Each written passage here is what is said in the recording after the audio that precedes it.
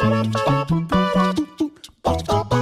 up guys, MattG here at MattG Reviews, and today we are reviewing episode 3, season 8 of Game of Thrones The Long Night. So obviously, epic spoilers ahead, so watch this at your own risk, and if you are stupid enough to watch this before you've seen the actual episode, then that is 100% on you. So, general overview of the episode. I thought it was bloody epic, and bloody being the operative word. But I have to admit, I was hoping that the good guys would do a little bit more damage than they did against the Army of the Dead, given that they were uniquely equipped for it. And I was slightly disappointed about how easy it turned out to be able to kill the Night King. But all that aside, which I'll talk about later, the episode was fucking epic. I watched it with my wife last night, and we basically had bets going as to who was going to die and who wasn't going to die. And so like the main ones that were on our list were Brienne of Tarth. This is a list of who's going to die. Brienne of Tarth, Jaime, Beric Dondarrion, both of the dragons, Sansa Stark, along with everybody else in the crypt. That sort of changed mid-episode because obviously Sansa does go down into the crypt at some point, and Grey Worm. But now we basically thought that Brienne and Jaime were going to die because in the books, for those of you who haven't read them, but they are sort of in a dead/dying state. Because Beric Dondarrion has, at this point in the books, obviously we're several books ahead, he sacrificed his life to bring back the body of Catelyn Stark, who has now gone on a killing spree against everybody who she feels is, well, basically a disloyal person to whatever cause it is that she's got going for her head. And at the point where Brienne would be fighting the Hound, I suppose, she's not fighting the Hound, she's fighting somebody in the Hound's armour who is also a cannibal. And at the end of that fight, this cannibal either wounds her in such a way that she thinks she's going to die, or she is dead. But basically he starts eating her while she's alive. And the next time that you see her is, I think from Jaime's point of view, where she is basically just a silent vigil of Catelyn Stark's body, and she's inviting Jaime to sort of join the ranks, I suppose. But this seems to be a very sort of White Walker-ish way to go. So that was the reason why we expected Brienne, Jaime, and I suppose Beric to go, simply because in the books they're already gone. But we expected the dragons to go, simply because the Night King is, or was, so ridiculously OP at this point that we just thought anything that you throw against him is just going to be completely hammered. And more importantly, the dragons are the biggest threat. Sansa and everyone in the crypt, we've basically had to do a bit of fourth wall breaking, simply because the actress who plays Sansa is obviously Jean Grey in Dark Phoenix, and that is the next big thing that's coming out. So we basically thought Sansa's role is probably going to deteriorate over the course of this series, so that she had the time to go off and play Jean Grey. And so we basically thought the best way for her to do that is to be killed, but obviously she has survived at the end of this episode. And in regards to everybody in the crypt, this sort of changed over the course of the episode. Because initially we thought it was going to be like a Lord of the Rings-ish feel to it at Helm's Deep, where you got the women and children in the cave, and everybody fighting with their backs against the door to protect them. And it basically gets to the point that, not obviously the books are a bit different, but in the film, the orcs don't, the bad guys don't actually get to the women and children. But then Sansa comes down, and we thought, because we think that Sansa was going to die, that everybody should die. Now, the main reason why we liked Game of Thrones was because it was very realistic as to how good the heroes are.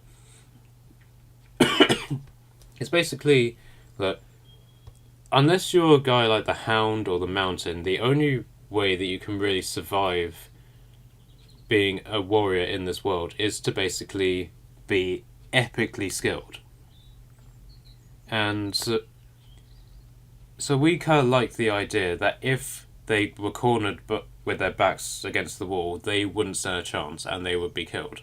We kind of called that the dead in the crypt would come alive. I mean, I'm not saying that in a sort of like, oh, we knew that would happen way. We suspected it would happen.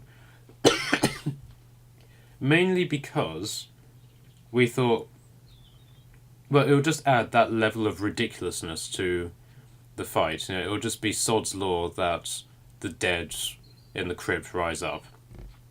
And we basically had to go back to the second Resident Evil film where this happens, where the zombie apocalypse has come, they're walking through a graveyard, and then just out of the blue, for no reason whatsoever, the dead in the graveyard come up and attack them as well.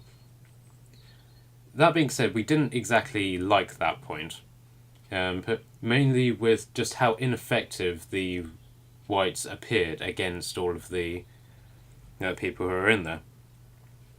And then finally, we thought that Grey Worm was going to be killed off, but we thought this for a number of reasons. Mainly because he had promised Melisandre, I hope I pronounced that right. He promised her that he would take her away from the north once the war was won. And we basically just thought it would just add to that level of tragicness if he promised her that and then that was taken away from them. The second point is just the sheer mentality of the Unsullied. You know, they don't run, they don't, retreat. They're very Spartan-like in that regard. So, for him to, be a lone survivor, it would basically work because of his sheer skill in battle, because he is supposedly the best of the Unsullied. But if he was ordered to protect the gate, he would do that, no questions asked, and throw his life down in the same way that the Unsullied did when they were protecting the northern retreat. So, those were the people that we expected to die. We hadn't necessarily laid any bets on them, because obviously only Beric was the only person who died out of our group, and everybody in the crypt did get attacked, so we could sort of tick that one off, but obviously very few people did die. And obviously one of the dragons is severely injured at this point, and we're still in the dark as to whether or not this dragon is alive. Bear in mind that we haven't actually watched the trailer for the next episode, so if it is in there, then that's down to that. But out of the people who did die, the ones that really affected us, there were 4 in regards to my wife and 3 in regards to me, and they were Lyanna, the little kid who stabbed the giant through the eye, Dolorous Ed, who's the night watchman, and Jorah, and then my wife basically was a bit upset about Theon dying. So, Lyanna, we sort of knew that she wasn't going to make it, simply because she was just too ballsy for her own good. And there are multiple times in previous episodes where a dead body of a child was being presented, say like Rickon, for example, and we thought that it may have been her, simply because she is the sort of person who would just charge headfirst into a full-out battle. Dolorous Ed, he's one of my favourite characters of Game of Thrones, and just the sheer fact that he has survived so long in literally the most dangerous part of the world, for him to just randomly be killed by, well, a nameless character, but it's kind of just a kick in the teeth where I'm concerned. So I felt the same way whenever Barristan Selmy was killed in the alleyway. That if anything was going to happen, I think he should have been killed by someone high up, like one of the priests of the White Walkers or the Night King himself. I would very happily have exchanged Theon's death with Ed's death, and basically just stuck with that. And in my opinion, it would have made more sense for the Night's Watch to guard Bran instead of the Ironborn. We were a bit upset about Jorah, but we could see why he was killed in the way that he was. He died in an honourable way. He died being a knight, and he died for the woman he loves. The thing that sort of pisses us off about Jorah's death is the fact that he has gotten over grayscale. He's gotten over being hunted, being exiled, being exiled again, having bounty hunters after him, all of this, for him to die in this way. We thought if anybody deserved to get to the last episode, it should have been Jorah. But, that obviously didn't happen, so bitching about it isn't really going to fix anything. So, those were all the people who we sort of saw die or thought would go die. But there are a number of characters who are still yet unknown. And so I've already covered that there's the wounded dragon. We don't know what's going to happen to them. And but the one character that I'm really eager to find out what happened about is Ghost. Because the last time that we see Ghost, he's charging headlong into the Dothraki, with the Dothraki into the army of the dead, but he doesn't return. So I suppose the initial thing is that he's dead, and that's just it. So that's just what people are going to assume.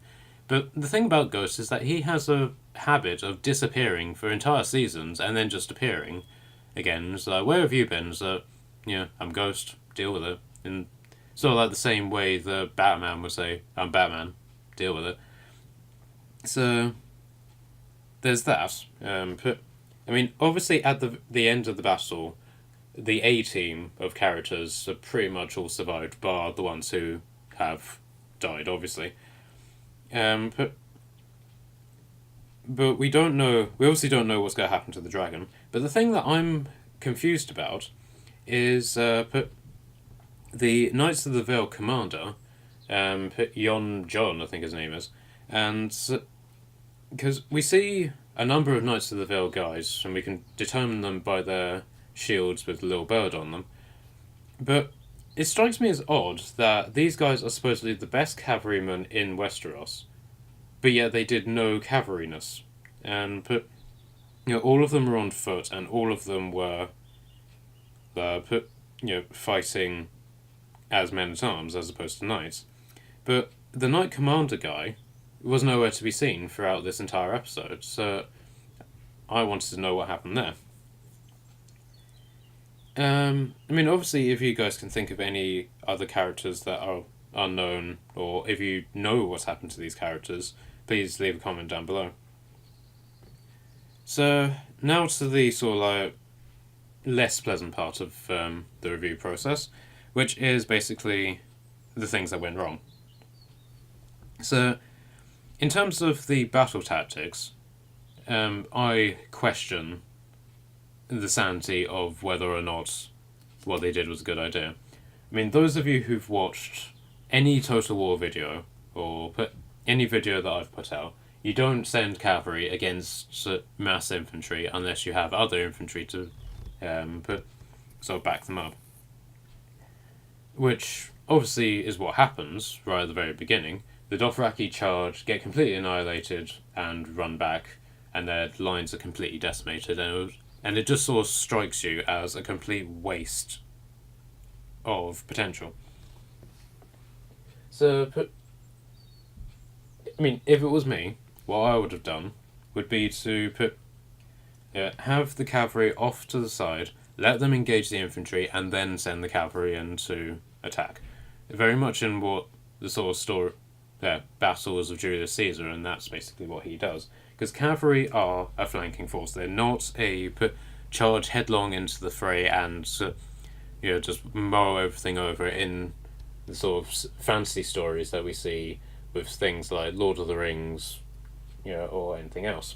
You saw how effective the Knights of the Vale were when they charged into the flanks of the Bolton forces. The second thing that I question quite significantly is why they had their artillery at the front of their lines. Because in every situation involving artillery, the artillery is always at the back, because the artillery can't defend itself whenever it's fighting. So they should have basically put the artillery as far back against the wall as they possibly could, behind all the infantry lines, and continuously reloaded, because they only fired one shot each. They could have done a lot of damage against the dead, and it just seems to me another waste of potential. And then point 3 is they had no defense against the White Walkers attacking the wall. I get that the White Walkers arrived faster than they expected, but they have been preparing for this for a very long time, and yet the only defense that they were able to sort of muster is a trench, a couple of lines of spikes, and blocks of spikes inside the castle itself. So that just strikes me a little bit weird. The second point, the second big point against their tactics is that they didn't really seem to have a solid chain of command. Because in the previous episodes, they've been talking about how Brienne was in charge of one flank, how Jorah Mormont was in charge of the cavalry, how the Unsullied were being led by Grey Worm, and then we see Lyanna on top of the wall. But it basically seemed that Lyanna was in charge of absolutely everything. She was giving the orders that the other 18 characters, like Brienne and Jaime, they were basically relaying everything that she was saying to all of their troops. I would have liked there to have been a more substantial command structure, even if it had been that Sansa gives command of the battle to somebody else when she goes into the crypt, and then even if that person didn't do anything, it would have been nice to have just known who was in charge of this battle. And then there were a couple of things that happened throughout the episode that were very uncharacteristic of everything that had happened. So that Grey Worm abandoned his men to the White Walkers to light the trench, which I can understand in terms of tactics, but for him to have this sudden meltdown, which has seemingly come out of nowhere, that just doesn't fit. I can understand the story behind it, but it's something that you do have to actually think about in order to understand it, as opposed to it being, oh, he's doing this because, and just having it immediately ready in your head. The second point is that the choice of what they do with the dragons. When Jon perches himself on the wall by the grove, that strikes me as a complete waste of talent as well, because the main reason why the dragons did so little in terms of the actual battle is because they couldn't see what was going on. Jon landed, and he could have easily set up some sort of beacon or something for Dany to utilise. Because once they light the trench, she's suddenly able to see the White Walkers again. So she then begins to attack. Well, Jon basically spends, I'm assuming, like a full hour of sort of like battle time just sitting on a wall, just looking up at the sky and watching the battle, whenever he could have actually been doing something. So, more sorts of points.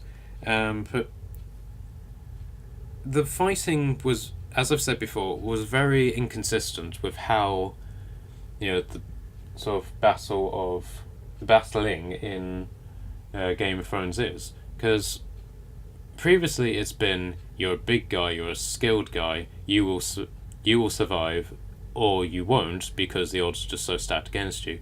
But in this, pretty much every member of the A-team suddenly becomes an OP like hero in sort of like comparison to something like Lord of the Rings or even Warhammer, where one person can hold an entire like fortification just by themselves while barely breaking a sweat, and that is basically what ends up happening. But Theon is able to hold the entire grove of the White Walkers back just by himself once all of his guys are dead. But the people who survive are pretty much the entire A-team. Jon Snow was able to hold back the entire newly risen horde when they completely surrounded him, and all they had to do would be simply just lie on him and they just completely overwhelm him. So we can see why this has happened. I mean, obviously these people have to survive, but it did strike me as it shouldn't have just been these A-team guys. They're singular people just fighting with their backs to the wall and just completely annihilating all of their enemies. What we would have preferred is if the army had been able to retreat to the far corner of the fortress and the entire remnants of the army were doing the hard work, with them being these singular people and helping them out. But that being said, though, there were loads of people who didn't actually do anything. So Bran, for example, he's supposedly the most powerful person in this entire army, with his control of animals and stuff. But the only time that we see him actually doing anything is when he controls some ravens to fly up to the Night King. But all we really see him do is be a camera guy. Even if it had just been a case of he sort of flaps his ravens around the Night King's head and distracted him, that would have been a bit better. But speaking of the Night King, we'll sort of talk about him. And I'll be completely honest, I was disappointed with how easy it was to take this guy out. I mean, admittedly, he has an entire dragon flame put on him, and he brushes it off. Is that all you got? Sort of put system. But the idea of it just takes one person to rush him, stab him, and then it's all over. I didn't particularly like that. I would have preferred for the White Walker generals to be more involved than they were, instead of just standing at the back of the army and just being protected by this massive wind. I can understand why they've done it, because if you eliminate all the generals, then all of the walkers that they raise die. But for them to literally just walk in, do nothing to protect their king, I suppose, and then just for them to flop on the floor in a big dusty mess is a bit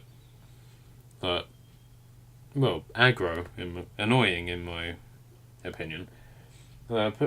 And I didn't particularly like the fact that in Game of Thrones you can only really kill a massive character with some sort of deceitful action, stabbing them in the back or some sort of sneak attack. That being said, if the Night King had fought somebody like Jon, and then Arya came up and stabbed him in the back, that would have worked. But I wanted the Night King to fight. But we've seen like the priests fight, and we've seen White Walkers fight, but we haven't seen the Night King fight. We've just seen him stand at the back, be a king, with this ridiculous OP magic, and suddenly, but he's just dead. Just like, well, why didn't we do that in the first place, sort of point.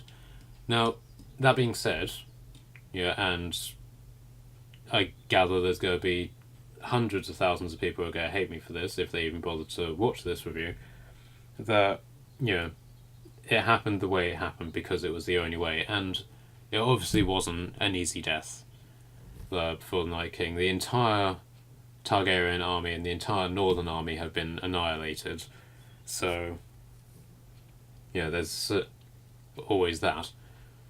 But that being said, though, the Night King looked utterly fantastic. But I mean, wow. So I literally cannot think of any bad guy who looks more sinister, more terrifying than the Night King. But whoever was behind the department of doing that honestly deserves the biggest reward they can possibly get.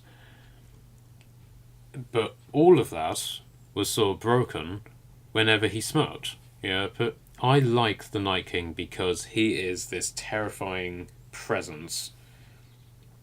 And but for him to suddenly show this emotions like, haha, I'm winning, haha, kind of puts him in a sort of Monty Python-y sort of set. I mean, obviously it's not that bad, and that's a very extreme example, but the suspense was lost whenever he did that. And when he walked over to Bran, I was terrified that he was actually going to talk and break the suspense even further. So yeah, that's basically my opinion on the whole thing. Or opinions, rather. Obviously there are people going to disagree, but please, by all means, leave your comments below.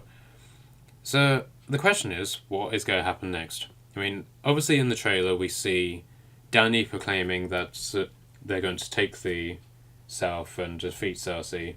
Everybody seems to be behind her. But what is really going to sort of happen? Because Dany's army has been completely destroyed. All of her Dothraki are dead. All of her Unsullied are dead.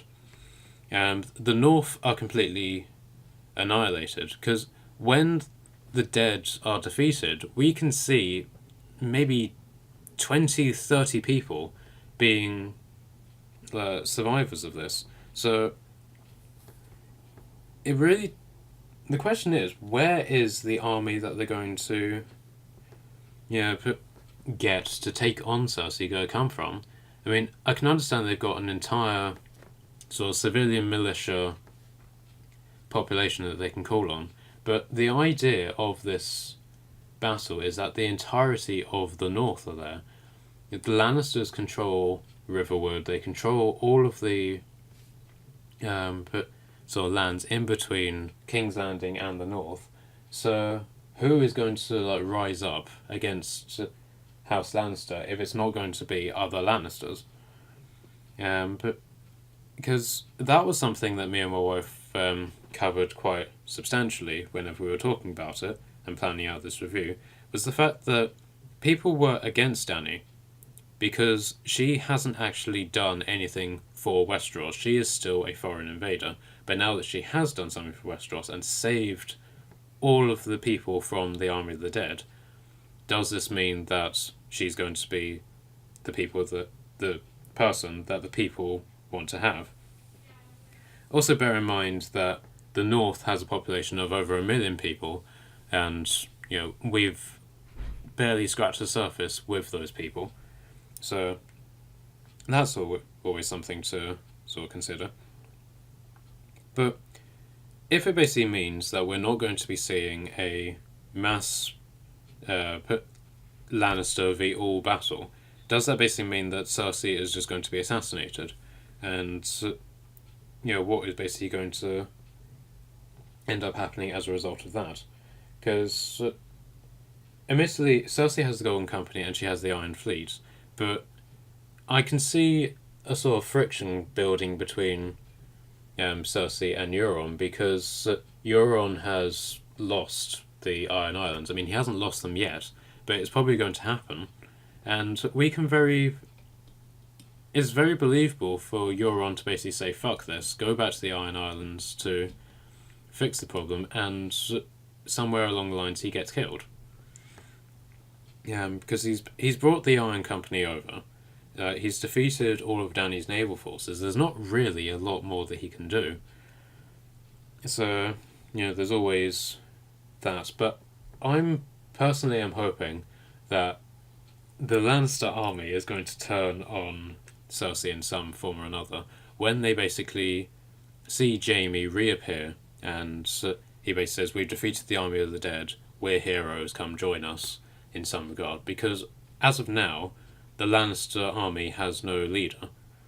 Euron is in charge of the Royal Navy, but they don't have a commander for the actual army, aside from the captain of the Golden Company. So it really depends on whether or not he's going to sort of step up or not. But yeah, that's pretty much everything that we wanted to say. I mean, my wife wanted to make a big point about how she didn't like the moment whenever Jorah saved Dany from when she got knocked off her dragon, because there's this point where they're sort of running away through the crowd, and there's a very comical sort of Batman and Robin from the 60s sort of vibe about it. And admittedly, we rewound the episode so we could watch that a few times, and I have to admit it is there. And but as far as I'm concerned, it's it happened, so end of. But there's also a point which my wife mentioned about Littlefinger and the knife, and just if he was still alive, what he would say about the fact that his knife was what saved the world. And I mean, obviously we'll never find out, but it is something amusing to sort of think about. So there we go, guys. That is the MattG review of episode 3, The Long Night. But we're going to be seeing Avengers Endgame tomorrow, so expect a review on that as well. And hopefully I'll be able to make this a regular thing. And so keep in touch, watch your space, like and subscribe. You guys have been awesome. I'll see you soon.